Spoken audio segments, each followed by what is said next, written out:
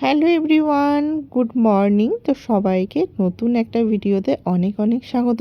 তো আমি দেখো এখন সকাল সকাল স্নান করে রেডি হয়ে সেজে গুজে মা আর বরকে সঙ্গে নিয়ে বেরিয়ে পড়েছি দিদির ছেলের উপনয়নের অনুষ্ঠানে যাওয়ার জন্য। আর ছেলেকে তার আগে অবশ্য সকালবেলায় রেডি করে স্কুলে পাঠিয়ে দিয়েছি। তো এখন আমরা সামনে মানে আমার কাকুরা দাঁড়িয়ে আছে, ওদেরকে গাড়িতে ওঠাবো, যেহেতু কাকুরা একদমই রাস্তা জানে না। তো তারপরে ওদেরকে সঙ্গে নিয়ে একবারে দিদির বাড়ির মানে যাব। তো চলো আগে ভিডিওটা দেখতে থাকো। আজকে আশা করি ভিডিওটা ভীষণ ভালো লাগবে। তো প্রতিদিন তো সেরকমভাবে ভিডিও দিতে পারছি না এখন, তো যতটা পারছি তোমাদের সাথে চেষ্টা করছি। কেন ভিডিও দিতে পারছি না সবটাই আজকে ভিডিওতে বলবো। তো দেখো কথা বলতে বলতে চলে এসেছি একদম দিদির ঘরের সামনে। আর এখন প্রায় ওই সকাল 9:30 মতন বাজে। আমরা বাড়ির থেকে বেরিয়েছিলাম 8:30।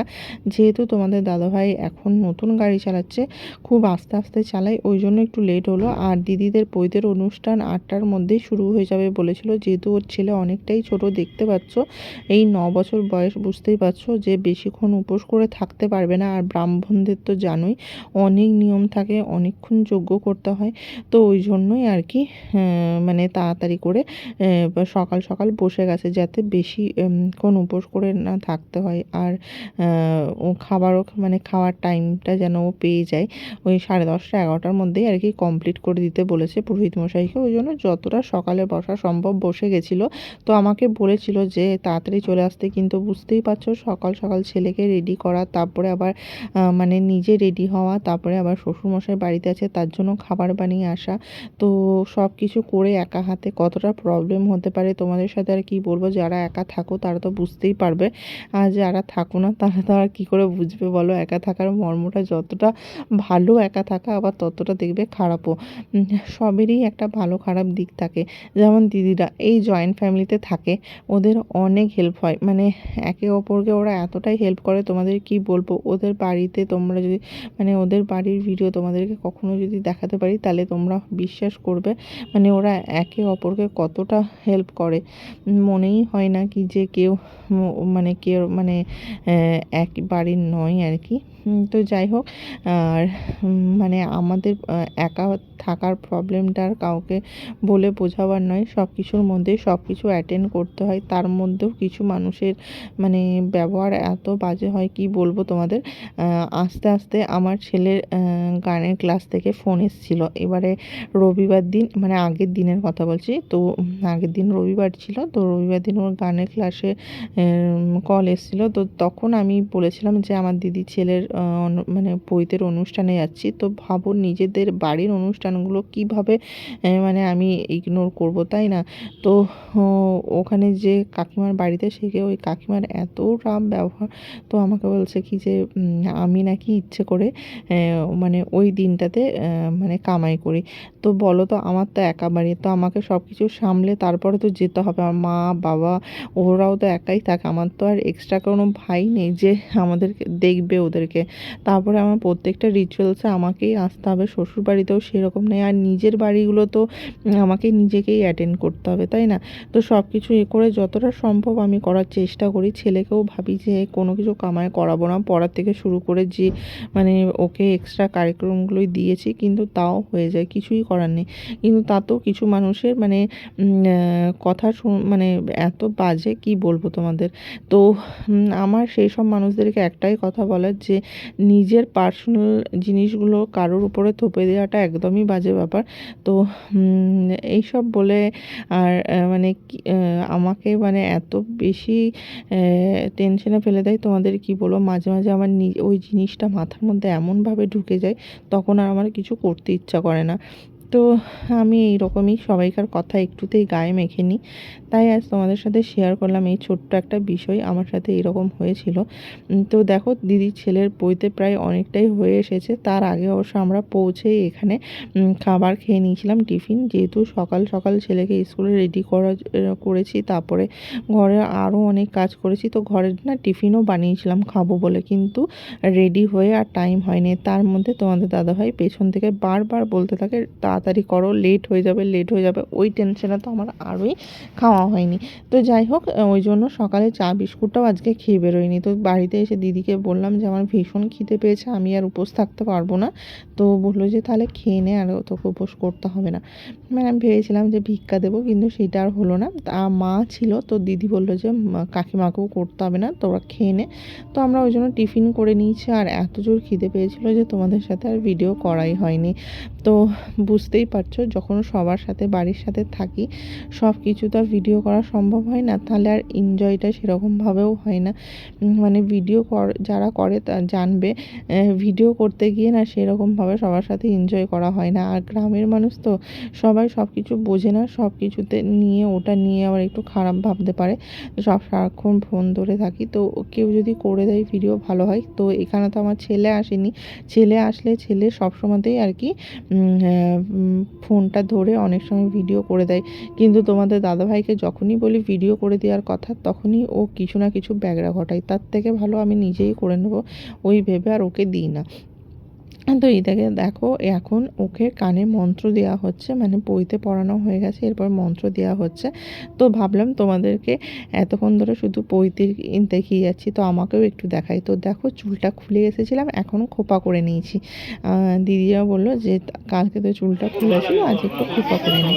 তো এইদিকে দেখো চোদ্দি রোজি এখন ভিক্ষা দিচ্ছে। তো মাটির ভিক্ষা আগে হয় সবাই জানো। তো ওই জন্য মা আগে দিচ্ছে, তারপরে মামাকে দিতে হয়। কিন্তু এখানে আমাদের মামা সেরকমভাবে কেউ ছিল না। তো আমাদের বাড়িতে আমরা 16টা বোন, মানে আমার বাবারা 7 ভাই, তাদের আবার সবাইকারই মেয়ে, তার মধ্যে 3-4 জন ছেলে আছে। তো সবাই বাইরে থাকে, কেউ আসতে পারেনি। আর 2 দাদা আসবে বলেছিল, কিন্তু ওদের আস্তে আস্তে অনেকটাই লেট হবে। তো ওই জন্য আর কি পৈতের অনুষ্ঠান তো যেহেতু সকাল সকাল আর কি শেষ হয়ে যাচ্ছে, ওই জন্য বুঝতেই পারছো মামা সেরকম ছিল না। অবশ্যই দিদির যাদের ভাইরা ছিল, কিন্তু তারাও তখন এসে পৌঁছায়নি। তবে ওই জন্য আর কি সেরকমভাবে দেওয়া হলো না। তো একে একে সবাই এরপরে দিচ্ছে। তো এখানে যাদেরকে দেখছো, তো ওর বাড়ির লোকও আছে, আমাদের বাড়ির লোকও আছে। এই দেখো বড়দি দিচ্ছে। তো বড়দিকে আমি রেডি করেছি, অবশ্য শাড়িটা ও নিজে পরেছে, শাড়িটা আমি পরিয়ে দিইনি। আর বড়দি একটুতে তাড়াহুড়ো করে সব কিছু আর কি, ও এতটাই টেনশন নিয়ে নেয়। তো ওই জন্য আর কি খুব হড়বড় করে অর্ধেক জিনিস ফেলেই দেয়। তো এখানেও সেম সেম জিনিসটাই করছিল। তো ওখানে দিদির যে কাকিমা ছিল, সে আর কি ধরে নিয়েছিল। তো দিদিকে আজকে শাড়িটা পরে ভীষণ ভালো লাগছিল। আর ও না খুব একটা খোপা করে না, তো আজ আমি ওকে একটু খোপা করে দিয়েছিলাম। তোর খোপাটা ভীষণ ভালো লেগেছিলো। তোমরা জানিও তো ওকে কেমন লাগছে, তোমাদের সাথে কিছু ফটো শেয়ার করে দেবো। সেরকমভাবে তো সামনের থেকে ভিডিও নেওয়া হয়নি, ওই জন্য। এই দেখো আমার জেঠিমা, তো জেঠিমা আর কি এখন মানে ভিক্ষা দিচ্ছে। আর এই ক্যামেরাম্যানদের একটা স্বভাব, ভিক্ষা দেওয়া কি দেবে তার আগে পোজ দাও, ফটো তুলবে, ওই জন্য আর কি লোকে আরও হকবকিয়ে যায়। তো এই দেখো আমার এখন খোপাটার মধ্যে আমি একটা গোলাপ ফুল এঁটে নিয়েছি, জাইনকে বলেছি তোমার কাছে একটা ফুল নেবে, আমি এঁটে নিয়েছি। তো যাই হোক, আর এখন দেখো পৈতের মেন যে রিচুয়ালস, সেইটা তোমাদের সাথে শেয়ার করছি। এইটা হচ্ছে সবথেকে মেন বড় রিচুয়ালস, অনেকেই জানবে। লোকনাথের যে পা ধরতে হয়েছিল, পাটা মানে 2.5 পা ধরতে হয়, সেখানে ওর মা পাটা ছেড়ে দিতেই ও 3 পা পড়ে গেছিলো, তাই লোকনাথ সন্ন্যাসী হয়েছিল। যেটুকু আর কি আমি জানি, শুনেছি, সেটাই তোমাদের সাথে শেয়ার করলাম। তো ওইটাই আর কি এখন ওই 2.5 পা ধরার রিচুয়ালসটাই হচ্ছে। তো প্রথমে 1 পা স্টেপ দিল, এরপরে আর কি পুরোহিত মশাই মন্ত্র বলছে, তারপরে আর কি আরেকটা পা ফেলবে। তো মা বাবা দুজনকেই নাকি এটা ধরতে হয়, পা দুটো। তো আগে আমি জানতাম যে যারা ভিক্ষে মা ভিক্ষে বাবা হয় তারাই আর কি ধরে। তো আমি আমাদের বাড়িতে জানলাম এসে যে না, এটা মা বাবাকেই ধরতে হয়। সবাইকার বাড়ির হয়তো আলাদা আলাদা নিয়ম থাকে। তো দেখো দিদি একা যদি না পারে, ওই জন্য পুরোহিত মশাই বললো মা বাবা দুজনকেই ধরতে হয়। আর জামাইবাবু যেহেতু বাড়িতে অনেক গেস্ট ছিল, অনেক ব্যাপার ছিল, খাওয়ানো দাওয়ানো, ওই ওই জন্য জামাইবাবু আর পৈতেই বসেনি, জামাইবাবুর দাদা বসেছিল। তো ওদের বাড়িতে তো অনেকজন মেম্বার, বুঝতেই পারছো। তো পুরোহিত মশাই বলেছিল যে কেউ একজন বসলেই হবে। আর এইদিকে দেখো এরপরে যে মেন, এই দেখো পাটা আর ফেলতে দিল না, এইটাই হচ্ছে মেন রিচুয়ালস। তো এবার পেছন দিকে পাটা করে দিতে হবে। তো এইটা যদি করতে পারো তাহলে তো পুরো সম্পূর্ণ কাজ। আমার তো ভীষণ টেনশন লাগে আমার ছেলের বেলায় কি করব। তো যাই হোক, এটা দেখে একটু কনফিডেন্স পাওয়া গেছে কি যে না, বাবা মা দুজনকে একসাথেই ধরতে হয়। আমি জানি আমি না ধরতে পারলেও তোমাদের দাদাভাই ঠিক ধরে নেবে। তো যাই হোক, ওখানে পুরোহিত মশাই অবশ্য বলে দেয়। তো এখন পুরোহিত মশাই আর কি কানে কানে বলে দিচ্ছে কি ভালো করে পড়াশোনা করো, চাকরি করো, বউ নিয়ে সব ভালো করে সংসার করো বড় হলে, এইসবই আর কি। তো যাই হোক, এখন দেখো কাকারা এসেছিলো, ওরা খাওয়া দাওয়া করে বেরিয়ে পড়ছে। যেহেতু আমার বাড়ি যাবে অনেকটাই লেট হয়ে যাবে, ওই জন্য তাড়াতাড়ি করে খেয়ে দিয়ে বেরিয়ে পড়লো। আর এই দেখো আমরাও খেতে বসে গেছিলাম, ভাত আর পকোড়া ছিল, আরও অনেক কিছু ছিল, মাছ, তারপরে সবজি, অনেক কিছু ছিল। এটাই সবজি সমস্ত কিছুই খাওয়া হয়েছে, কিন্তু কিছুই ভিডিও নেওয়া হয়নি। তারপরে দেখো আমরা এখন বিকেলবেলায় বেরিয়ে পড়েছি, এখন যাব বাড়ি, কারণ ছেলেকে আবার ননদের বাড়ি থেকে তুলতে হবে। তো গাইস, আমরা এখন এক জায়গায় দাঁড়িয়েছি রানীগঞ্জে লিট্টি চোখা খাওয়ার জন্য। তো তোমাদেরকে দেখাচ্ছি গাড়ির থেকে এই দোকানটা একবার। সামনে যেটা লেখা রয়েছে পার্ক ক্যাফে, এই যে এইটা হচ্ছে একদম রানীগঞ্জ হাইওয়ে যাওয়ার আগেই পড়বে।